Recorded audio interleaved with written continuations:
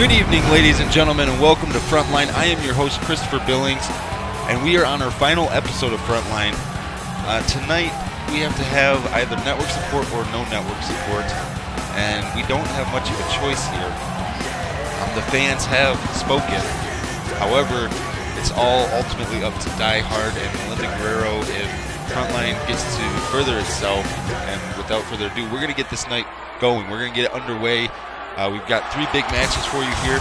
We've got Anthony Guerrero Jr. You know, this is Die Hard's son, his own son, and he's willing to put his son out of work. And he's facing a newcomer. And Anthony Guerrero Jr., he's had an interesting turn of events. He's had ups and downs in his very young career here wrestling. He grew up around it, but he also grew up without Die Hard being around. Because Die Hard was wrestling a majority of Anthony Guerrero's life. So this, I don't know if this is truly what Junior wants, but he's doing his best out here when he gets in his matches, and that's what's important. But his opponent tonight is not really a newcomer, because Anthony Guerrero Jr. knows it, and those in the independents know this young man. But this is Chains. This guy, he's called the Firestarter for a reason. He got this name in every other independent company he's been in, because he instigates a fight with anybody and everybody. He's not that big of a guy, but when he does go out there, he dishes out the pain. He's got very devastating and dangerous kicks. His body is his weapon, and he uses it to every point. And so this is going to be an interesting matchup. Seeing as though these two do have a little bit of training history together, so this should be a pretty good contest here. And here we go, Chains versus Anthony Guerrero Jr. And oh, a quick kick there from Chains, but Jr. catches the second kick with the back heel trip there. And this is what I'm talking about. I mean, these are both smaller guys. They're both high flyers, so they're both looking to get that upper advantage and be the faster guy in the matchup. And right now, Chains is showing that he's fast. He's fast enough to counteract Junior, and that's what he's doing. In a beautiful standing jumping drop kick from Chains to Junior, and then a big forearm in the corner there, followed up by a short running bulldog off the ropes, and then a beautiful springboard crossbody. He jumped into the ropes and then jumped back, hooks the far leg. Only a one count on Junior though. And this is what I'm talking about. I mean, these guys are small. They want to make that impact. And so now we're going to find out. But Junior going right for that Achilles tendon there. He's got this modified hold in. But Chains able to quickly get out of it. And this is what I'm talking about. I mean, they have a lot of heat between the both of them. They have a lot of animosity towards each other. And a beautiful springboard clothesline there from Chains. And now this matchup is kind of counting against Junior here. He's got to do something. He's got to get back into the game. Beautiful leaping hip toss from Chains. And Chains is, like I said, he's a little guy. He's small, but he's fast and he's strong. He's a strong, small guy. And you don't see a lot of strong, small guys throughout time, but he's strong and small. And ooh, a big jumping knee there. Now Chains attempts that hurricane, but no, Junior bobbed his head back and unable to clamp it. And then now Junior going off the top rope here. Leaps, but no, Chains caught him in a beautiful fall-away slam. And like I said, Junior weighs 231 pounds. Chains weighs 236 pounds. So they're both very small guys. They're not big at all. And so catching each other and throwing each other around is kind of in the ballpark for both of them. But what really counts is, when they get into these matches against these bigger guys, how far they can go. But Chains is looking beautiful in this matchup. He is dishing out the pain. Chains leaps off with an attempted elbow. He didn't catch any of it, just a little bit there, just to kind of nudge Junior back, but Junior quickly was able to recover from that. But now Chains is still back on the offensive. He's keeping aggressive. He's not letting up. He's just pushing and pushing and pushing. He's not allowing Junior the chance to, and a big punch from the top rope, attempted crossbody, but Junior caught Chains and a fall-away slam from Junior. And this is what I'm talking about. These guys, they're small, they're quick, they're fast. This match is fast-paced. And so now it's just dependent on how and another low kick there from Chains. It's all dependent on how they're going to end this matchup. And a surfboard stretch here from Chains. He's wrenching on Junior with the surfboard stretch, trying to just work him down a little bit. Junior is trying to get out of this, nowhere to go. He's right in the middle of the ring here. So Chains is just, he's wrenching, he's working it. And so Junior's got to do something, because you can only take so much pain before you have to actually give up. So if Junior doesn't make something happen, Chains could win off of basic surfboard stretch.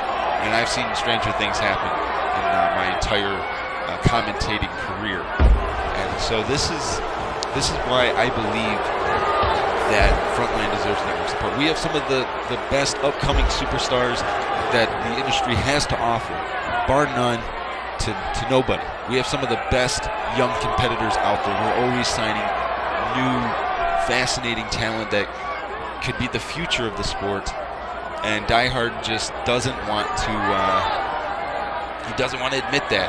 And Junior able to get himself out of that camel clutch, luckily. And like I said, I have not received any notification from Linda Guerrero or Die Hard about the future of Frontline. And it would be a shame for these young men to just be stuck always wrestling independently without any network support, because they don't get paid as much money as you think they do wrestling in the independents. A little bit of this isn't really a breach of contract here, seeing as though this superstar isn't employed anymore, but our lowest tiered wrestlers, such as we had a wrestler named Steel Saint that wrestled for the Power Plant a couple of years ago. He was making about $38,000 a year to lose matches. In the independents, they make maybe $100 to $200 a match, depending on if they were to win or lose. Sometimes it's less, sometimes it's a little bit more, but it's not that much money. I've seen superstars leave these arenas making as little as $50. So that's not even enough to cover their stitches or surgeries if they need them. And and a big attempted Asai moonsault off the ropes there from Chains, but Junior saw it coming and moved out of the way. And now, wait a second, Junior, we don't see this very often from Junior, but this submission hold is very painful, and we've only seen it a few times. He's trying to wrench it, he's trying to get this submission, but Chains quickly able to get himself out of it, forcing the break from Junior. And this is what I'm talking about. These guys, they put it all on the line. They deserve network support. They deserve a large audience. A quick roll-up from Chains here. 1, 2, almost a 3 count.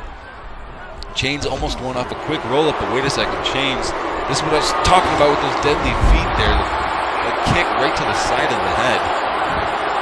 Wait a second. What is Chains doing here? Chains, he's mocking Junior. And again, another kick to the side of the head. I think Junior may be out, but Chains now again mocking Junior using his signature taunt. And again, Chains, another kick to the head. I think this one is over. And as you see, Chains just making fun of Anthony Guerrero Jr. Goes for the cover, throw him in the face. 2, 3, and Chains wins this as a one-sided victory, more or less. I mean, Chains stayed aggressive the entire time. He never backed down to Junior, even though this was his debut match here at Frontline. Like I said, he's wrestled in other independent companies after training with Junior for a couple of years. So this is a big win. It's a huge win for Chains tonight, especially in his debut. Unfortunately, if we don't get network support, we may never see Chains again. And so now Chains, but the fans are booing. The fans do not like Chains because he's a fire starter. He starts a lot of problems with the other superstars in the back. That is what Chains does. When he comes out in a match, he's a fight instigator. And that's definitely what he did. He instigated the fight with Junior tonight, and luckily for Chains, he was able to end the fight with a win. So that's good for Chains, but not so good for Junior. And again, as always, you gotta, if you have any ounce of doubt that we will get network support, you need to tweet Die Hard and say that Frontline deserves network support. You need to tweet me, let me know, because then I will forward that on to Die Hard, because I don't know. Like I said, I haven't heard anything tonight from Die Hard or Melinda Guerrero or anything all week. I haven't heard anything about it. And so I don't know. We don't know what I don't know what's going to happen. I have no idea what is going to happen. And that is what scares me. So now we're changing gears here into a tag team match. And last week, Lance Owens and Kyle Baitema looked spectacular in their tag team match. Although neither one of them had any real tag team match history, they did really good. And they picked up a big win over Anthony Gore and Chris Nolan. And now they're looking to pick up another tag team win against the Chocolate Drops. Now, the Chocolate Drops are brothers.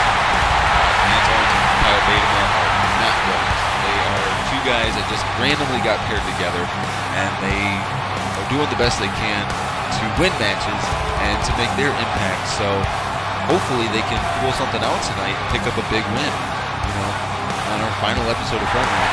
I like the idea of Kyle Baitema and Lance Owens as a team. I like the idea of this. They both seem very positive right now, and that's good. They aren't seeing things in a negative light to make the tag team division pull this team around. But the biggest part we're going to have in this matchup is Demetrius Wallace. Demetrius Wallace is 311 pounds. He is the biggest guy in this matchup.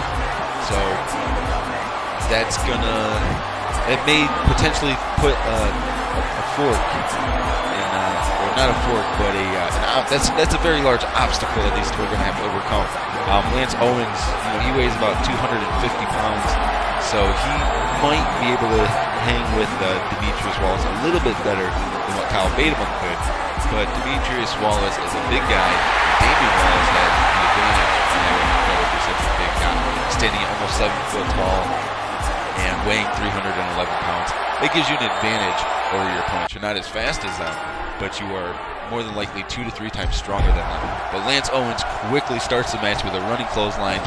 Owens' idea is to keep Damian in the ring. If he keeps Damian in the ring, he'll be all right. And Damian Wallace went for that clothesline, but ate the outside there.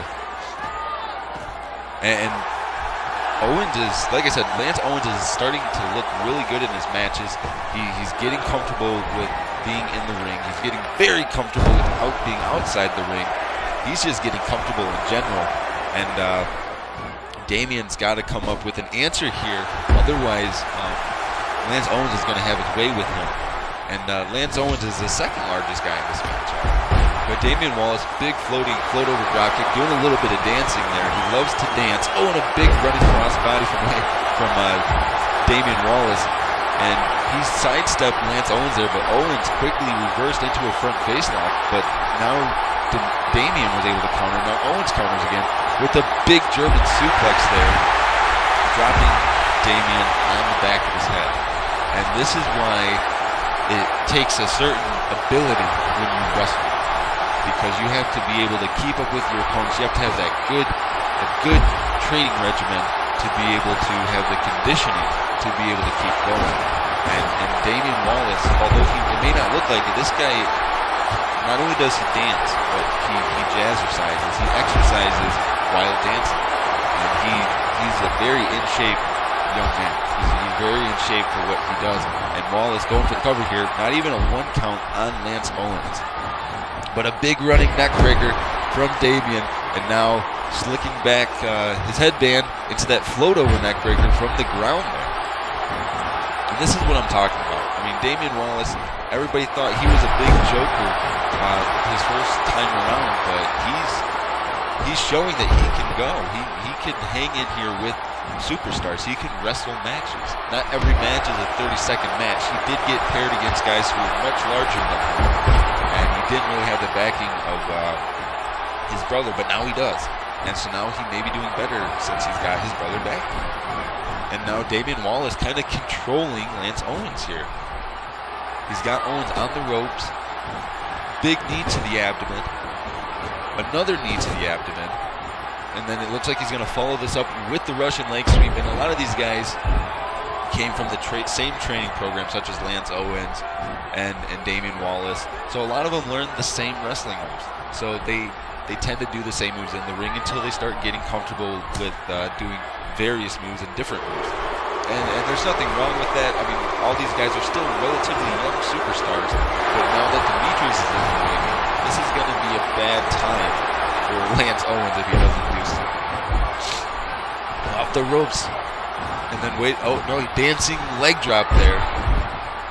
And now Demetrius just pumping up the crowd. The fans really like the chocolate drops. And I don't blame them. I didn't really like the idea at first, but I've grown to like them. And, you know, with Demetrius in Damian's corner, it works to their advantage, but I think Lance Owens has now figured out how to beat Demetrius Wallace. Hit the arms, and hit the legs, and move quick. That is the trick. But now a big lifting backbreaker there from Demetrius, and now Demetrius going to work on Kyle Baitema. And this is what I'm talking about. I mean, but Kyle Baitema using his speed to kick out. But now again, Demetrius Wallace able to counter, and then a big lifting German suplex. And that's the thing with Demetrius Wallace. Every move he does is a very dangerous physical move. There's no move that isn't going to hurt that he does. And now Demetrius Wallace has Kyle Baitema up in that lifting choke toss. Slammed him right onto his back. And now into the ropes. Catches Kyle Baitema with that big flapjack. And this is what I'm talking about. I mean, we have such a variety of superstars. Big guys, little guys, medium-sized guys. And look at Demetrius just looking and staring down Owens, then speared him off the apron there. And wait a second. A big choke slam from Demetrius. Hooks the far leg. Is this it? One. Oh, no. Owens pulled Kyle Baitema's leg onto the ropes there to break the pinfall. To force the rope break. That was wise by Owens. But now Demetrius still having his way with Kyle Baitema. He's tossing him around the ring, but Kyle Baitema is showing he's still got a little bit of fight. A big running shoulder attack there. Didn't get too far, but got far enough. Oh, and that was some type of uppercut. And oh, that throat thrust, that will take anybody down. That is right on the larynx. Right on your voice box there. And another quick uppercut. And that's the thing about Demetrius. He's a big guy. He's 300 pounds, but he's pretty quick. He's a quick, big guy, and he's strong. And look at this hanging suplex there, just taking his time. And as you see Damian on the apron there, he's feeling this. He's enjoying this. They're emphatically winning this right now due to the power of Demetrius. And Demetrius he's a big guy, and he just got reversed there by Kyle Baitema. Now Kyle Baitema trying to get Owens back into this match, but as you see, Kyle Baitema holding his abdomen because he's hurting. Oh, but that big running splash out of the corner. But Kyle Baitema still able to counter, and then a big running neck breaker. And now what Kyle Baitema, again, it looks like he's going to try to tag out. He's going to try to get Lance Owens into this matchup. But again, he gets reversed in the corner, and again that big body splash right out of the corner there. Oh, and Kyle Baitema swatted away the hand. But Demetrius Wallace, again, able to counter. Big elbow, and then an attempted running double forearm, but Kyle Baitema saw it coming. Quickly hit a hip toss. Into the corner goes Demetrius Wallace here. And again, counter. But again, now Kyle Baitema going for an arm submission here. He's going to try to start working on these arms. And Demetrius he's out of it. He got out of it very quickly there. He was trying to get out of it. And another attempted throat thrust. But again, Kyle Baitema catches the arm into that arm bar. And this isn't a good thing for Kyle Baitema and Lance Owens if Demetrius can get out so quickly. And now off the ropes here. Big body splash. Hooks the far leg. Damian going over towards Owens. And that's the 3. And there you have it. The Chocolate Drops picked up another tag team win against Lance Owens and Kyle Baitema. And this is the thing, like with the Chocolate Drops, when they work as a tag team, they can do almost anything. And they're proving that every time they're in tag team matches. They may not do so good in singles competition, but in tag team competition, that is where they truly shine. They have the ability to work together. I mean, look at this big body splash. That was the 311-pound frame of Demetrius Wallace crashing on the 222-pound frame of Kyle Baitema. And that was impressive. No doubt about it. The Chocolate watching the final episode of Frontline here pick up a very, very big win. And that's good because they need everyone they can get. Every wrestler needs every win that they can get. And that just furthers my reason why Frontline should have network support. And we're getting ready to move into our main event of the night. And I wanted this matchup to be something special just in case. And so it's going to be Jerry Graham taking on Extreme. Both of these young men are undefeated. Jerry Graham, he was the last guy that Die Hard trained. And he's been undefeated since he came to Frontline. And Extreme has been undefeated for a very long time, even outside of Frontline. He was always a warrior. The fans used to love him. Now the fans hate him. And so I think this is going to be a good matchup, getting to see Jerry Graham face Extreme. I'm pulling for Jerry Graham. Call me a mark if you want to, but I like Jerry Graham. At first I didn't like what he stood and I thought he was very boring. He's came into his own, and the fans are really starting to like Jerry Graham. They're really starting to show their support for Jerry Graham, and that is what is important. And every time I see Jerry Graham come into the ring, I always think to myself, you know what, this guy is the future champion. He really is. As long as we can get some type of network support, Jerry Graham future champion anywhere he goes. This young man has the tools, he has the skill set to get there.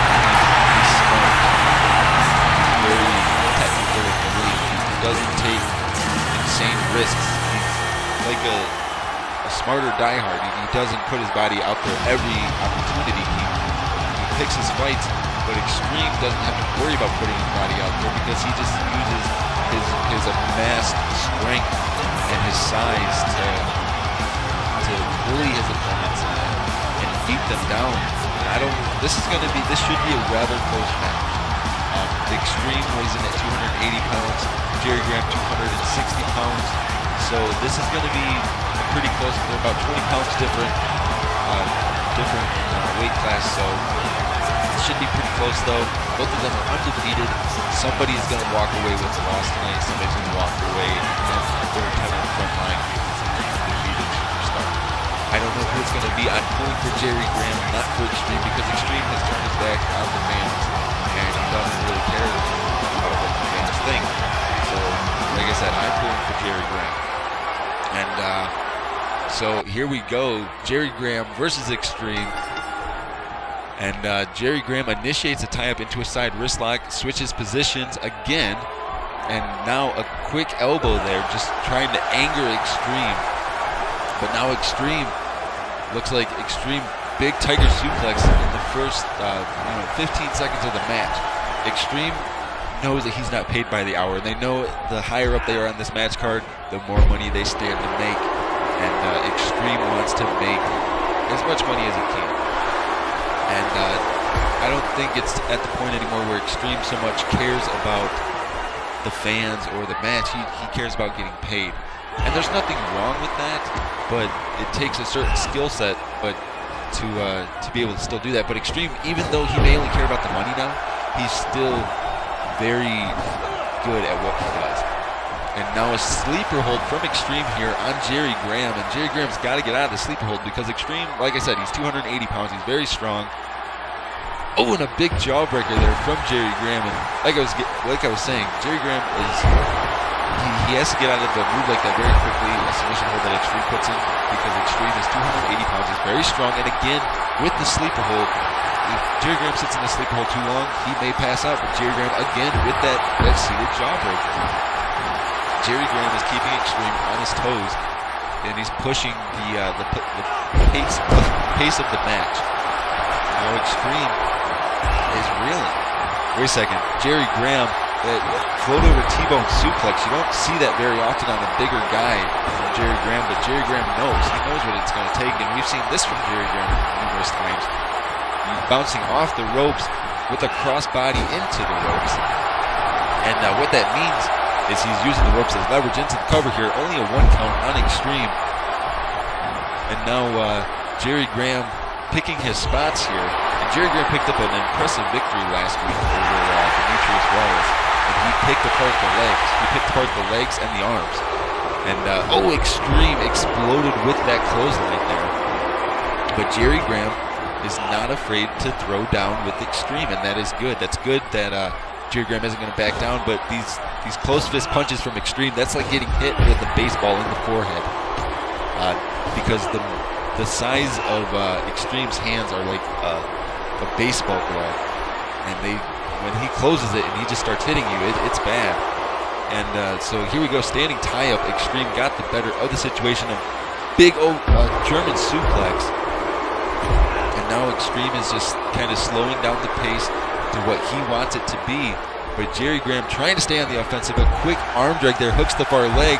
Only a 1 count for Jerry Graham.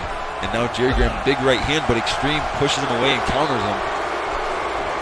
And now Extreme with that standing choke toss. And like I said, I mean, yeah, they're about 20 pounds different, but Extreme just tossed a 260-pound man across the ring. And that's why I say Extreme is so dangerous, because he's so strong. He's so physically dominating over almost all of his opponents. And now Extreme just doing what he does best, just brawling now. And it's been said numerous times, but Extreme used to be loved. The fans used to love Extreme. They used to love watching him. And now Extreme, again, with that sleeper hold on Jerry Graham. Jerry Graham's got to get out of this sleeper hold as soon as possible. Otherwise, this matchup may end. And as you see, Jerry Graham starting to fade a little bit. His hand is starting to wave a little bit slower. But wait, Jerry Graham coming back into it with that jawbreaker. And now Jerry Graham trying to keep momentum in his favor. He's trying to keep this match going at a steady pace so that he can tire out Extreme, because when it comes down to stamina, Jerry Graham's going to have the benefit there. And only a 1 count for Jerry Graham. And like I was saying, stamina-wise, Jerry Graham would win. Strength-wise, Extreme would win. So if Jerry Graham can push this match long enough to where Extreme runs out of stamina, where he can't continue to get up quickly and he can't continue to do these high-impact moves, then Jerry Graham can win this match. And now Jerry Graham keeping the offense going. A basic seated neck breaker. He's like I said, he's just showing that he's got the stamina to go here, but Extreme from the ground with that dirty eye rake there. But Jerry Graham able to counter into a side wrist lock, switches positions, and then the big chop block to the leg, and I think that's what Jerry Graham might be looking at doing. He might be looking at taking out the legs, and now Jerry Graham from the top rope leaps off the big clothesline. Extreme walked right into that, hooks the far leg, only a 1 count though, almost a 2 count. And now Jerry Graham trying to battle here. Jerry Graham, we've seen this a couple of times, a flurry of strikes in the corner, just working Extreme down, showing he's not afraid to exchange the fist. And then that big running knee in the corner.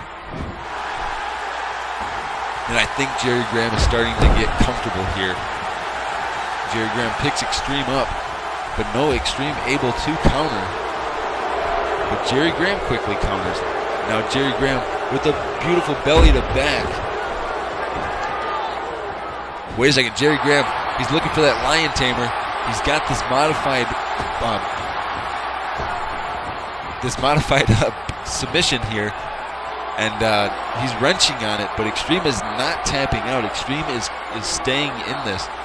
This is a modified Boston. It's a high elevated Boston Crab, and Extreme was able to power out of that. The leg power of Extreme is what probably saved him in this matchup. And now Extreme, had Jerry Graham on the ropes, but Jerry Graham quickly countered him there. Jerry Graham going back to the top rope. I'm not sure what he's going to do. Leaps off with a big leg drop to the outside. And now Jerry Graham keeping on the offense. He's keeping it going. He's keeping the pressure on. And so now Jerry Graham's got to do something here, because the referee is counting. That you can get counted out in this matchup. And Jerry Graham trying to add some physical pain to Extreme there right in front of me, bashing Extreme's forehead into my announce table. And as you see, Extreme standing in the ring now. Jerry Graham quickly gets back in, and another standing tie-up from Jerry Graham and Extreme. But this time, Jerry Graham gets the better of the situation. A big raised knee lift. And now attempted suplex here, but no, Extreme jumped over him, and then a seated neck breaker. And again, the stamina factor came into play there because Jerry Graham was back to his feet before Extreme. And then that standing side kick. And that's what Jerry Graham is all about. He's all about picking his spots here. And that was a 2 count. That was almost a 3 count on Extreme there for Jerry Graham. Jerry Graham almost went off that side kick, and then that big double forearm from Jerry Graham. Wait a second, Jerry Graham, he's calling for this. Wait a second, is Jerry Graham, he's got the fisherman hook, and then the inside cradle. 1, 2, almost a 3 count again, but oh my gosh, Extreme was able to kick out of that. I have not seen many people kick out of that, but he kicked out of it. And now Extreme trying to get on the offensive here, trying to get something going. And now Extreme has Jerry Graham in the ropes. Extreme using his full body mass to use the ropes to choke Jerry Graham. And I don't agree with that, but it is what it is, I suppose. And now Extreme's trying to figure something out here. He's got to figure out a way to take out Jerry Graham. He knows Jerry Graham is getting dangerous now that he hit that finisher, and every move that Extreme receives, you know it's taking its toll on him. And now what's Extreme thinking here? Extreme turns Jerry Graham over, but no, Jerry Graham countered. Jerry Graham, that seated knee facebuster there, that will knock you for a loop. And now Jerry Graham going to work on the legs, being very wise about it. And wait a second, Jerry Graham with that front face suplex, he didn't get as much rotation on it as I think he would wanted to do, but he got a little bit, and Extreme counters from the ground again. Oh, and then into the ropes goes Jerry Graham again, and now Extreme has Jerry Graham's in the ropes again, and again he's gonna use his 280-pound frame to choke, to quickly choke and slingshot Jerry Graham's throat into the ropes. And now, what is Extreme thinking here? Extreme, what's he looking for? Wait a second, Extreme with a modified camel clutch here. He's wrenching on Jerry Graham. He's pulling back on his head. Jerry Graham's got to get out of this. Wait a second, Jerry Graham he's tapping out. This matchup is over. Extreme with the submission victory over Jerry Graham. The way that hold looked, I mean, that was all of his body weight. I mean, as you saw here, Extreme was reeling off of this that fisherman pin, and then the front face suplex from Jerry Graham.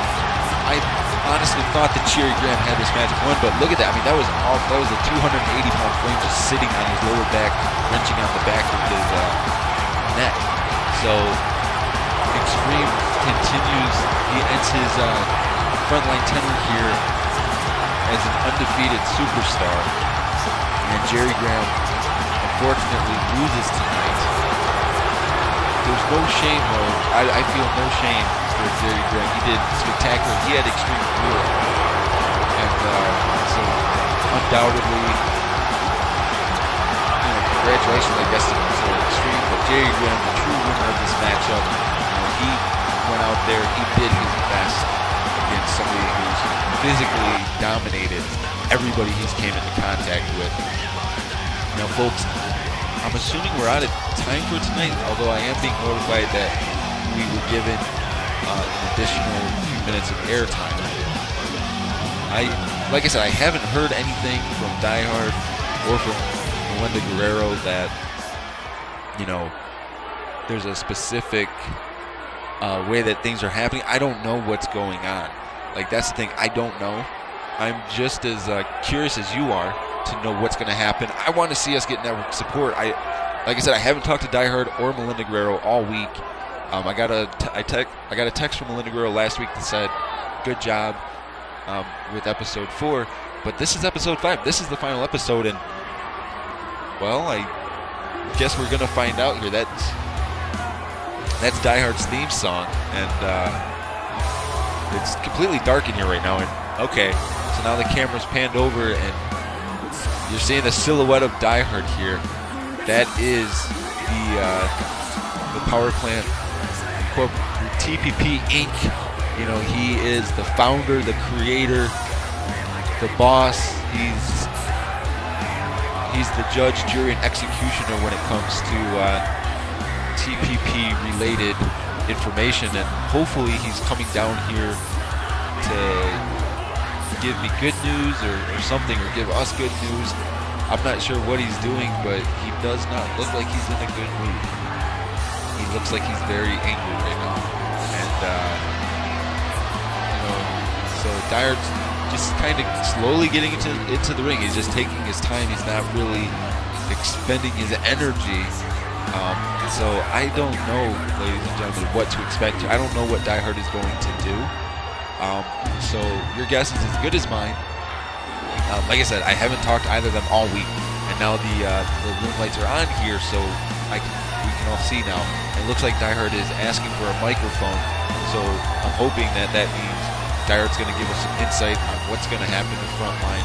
And honestly, I really hope he says, you know what, let's keep Frontline going, because we need this. Ladies and gentlemen, we need this. So I guess let's see what Die Hard has to say, or what he's got on his mind.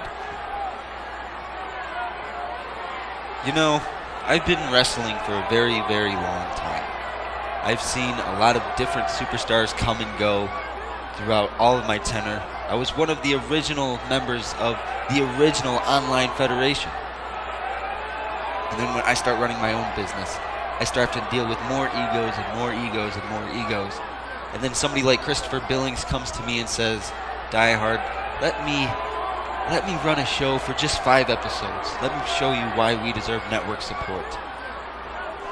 And at first, of course, I was timid, and I said no. But my wife, Melinda Guerrero, decided that it was a good idea to give Frontline 5 episodes to prove their worth. Now, I don't like to be the bearer of bad news, but this is the way it's going to go. TPP Frontline, you will have network support. However, your network support will not start for 30 days.